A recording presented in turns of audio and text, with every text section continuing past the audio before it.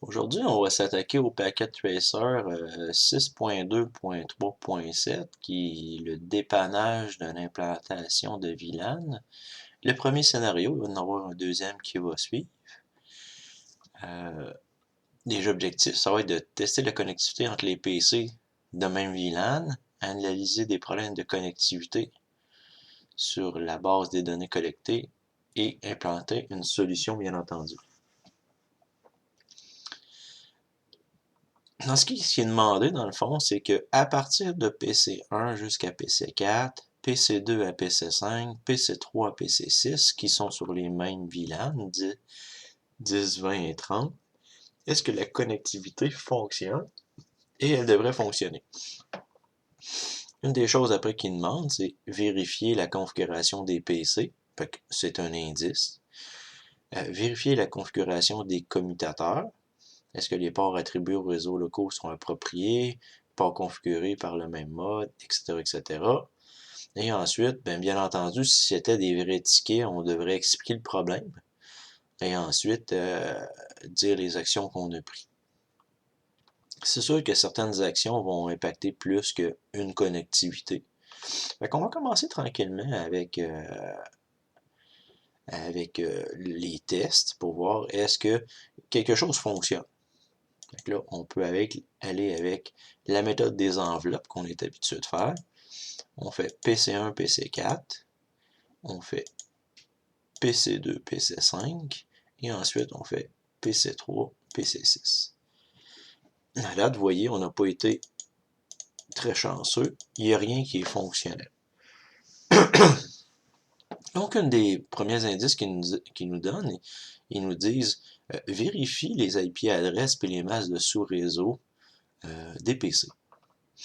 Fait qu'une des choses qu'on peut faire, il y a la méthode, on rouvre ici, on va dans Desktop, et ensuite on regarde la table d'adressage, .17.10.21, avec un masque /24, ceci est fonctionnel, ou sinon, dépendamment comme c'est Packet Tracer, si celui qui a construit l'activité n'a pas désablé toutes les features, on peut aussi peut-être juste faire un mouse over, c'est-à-dire mettre sa souris par-dessus, puis on voit apparaître l'adresse et le masque. Fait qu'on peut regarder PC2 172 17 20 22, on voit ici PC3 172 17 30 23, ça c'est bon aussi.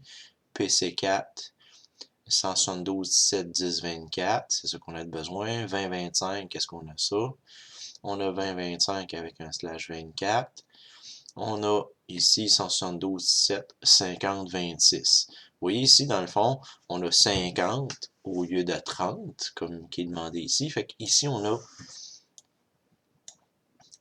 une chose qui n'est pas correcte. Oups. Une chose qui n'est pas correcte au niveau du desktop, IP configuration. Ici, c'est supposé être un 30. 172 17 30 26. Fait qu'on a réglé un premier problème. Ici, on va les effacer parce que dans le fond, il y a les mauvaises IP adresses. Fait qu'on peut refaire le test. Est-ce que ça fonctionne plus? Non. C'est normal, il doit y avoir d'autres choses comme problème. Donc, on va aller vérifier. Dans S2, on devrait avoir les ports qui sont assignés aux différents VLAN. On a vu précédemment qu'on pouvait faire un show VLAN brief. Puis on pourrait regarder est-ce que j'ai le PC, est-ce que j'ai le F01, F011 dans le 10, F011 dans le 10, non, il est dans le 30. Vous voyez, ici, on a une erreur. Tant qu'à être ici, on va vérifier F018 dans le 20, puis F06 dans le 30. Donc ici, on a une erreur. Lui, le port ici devrait être là.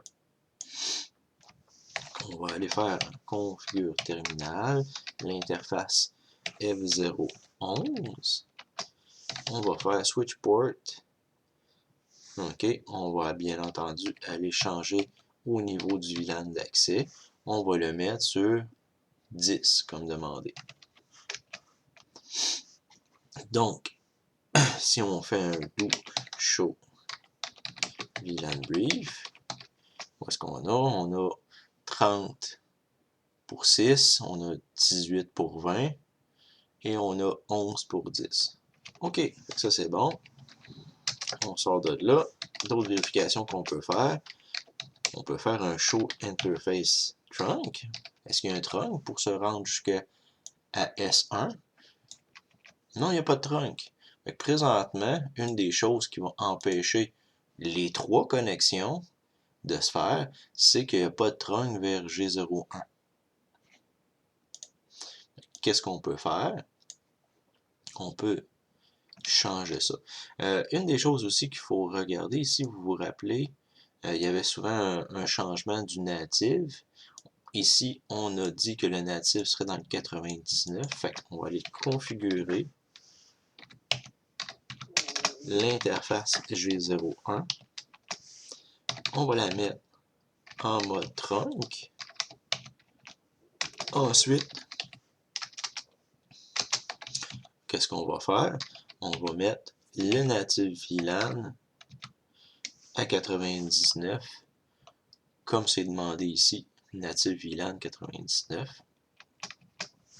Puis là, présentement, on devrait avoir quelque chose. On peut toujours enregistrer à date qu'est-ce qu'on a fait comme modification. On sait que c'est bon. On fait un Show Interface Trunk. On voit que c'est bon. Ici, présentement, le Spanning Tree n'est pas terminé à cause des timeouts. Et ensuite, l'autre chose qu'on peut regarder, le VLAN Brief, ben ici, le G01 n'est plus en dessous du VLAN par défaut 1. Il est rendu. Il est plus visible ici parce que c'est rendu un trunk.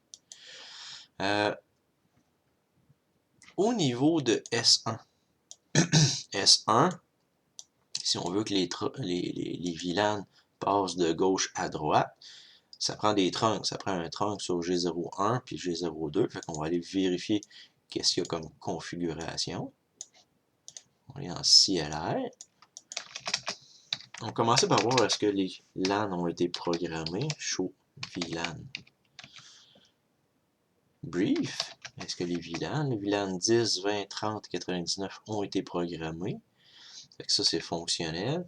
Si on fait Show Interface Trunk, est-ce qu'on a G01, G02? Non, on a juste G02. On n'a pas G01. Fait qu'on va aller en configure terminal. On va aller dans l'interface G01. On va faire Switch Port mode Trunk. Switch Port Trunk. Native VLAN. On avait dit 99. Maintenant, on est supposé avoir nos deux trunks. On a G01, native 99, native 99. Présentement, ben ici, on n'a rien à cause que Spanning Tree n'est pas terminé. Pour aller plus vite, des fois, on peut s'amuser à faire avancer rapidement. Puis on voit que les Spanning Trees sont terminés pour ça. On peut toujours prendre une petite pause et regarder est-ce que j'ai des choses qui se sont mises à marcher.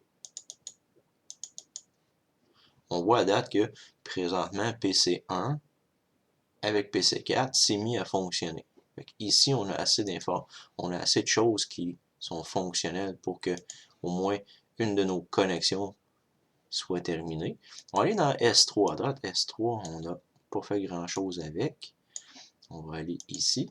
On va faire la même chose. On va faire un Show Trunk qui pourrait nous informer.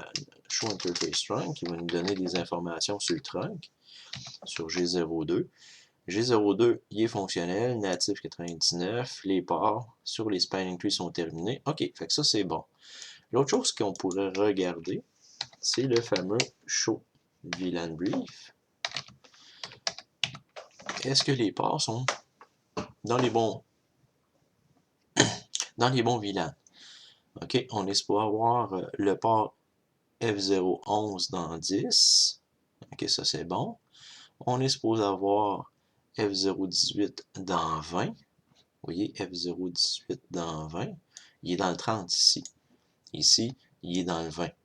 OK, fait qu'on a une erreur. Puis F06 est supposé être dans le 20. Puis ici, il est dans le 6. Il est supposé être dans le 30. Puis ici, il est dans le 20. Fait qu'ici, on a une petite erreur au niveau de l'assignation des ports. Fait qu'on va corriger ça.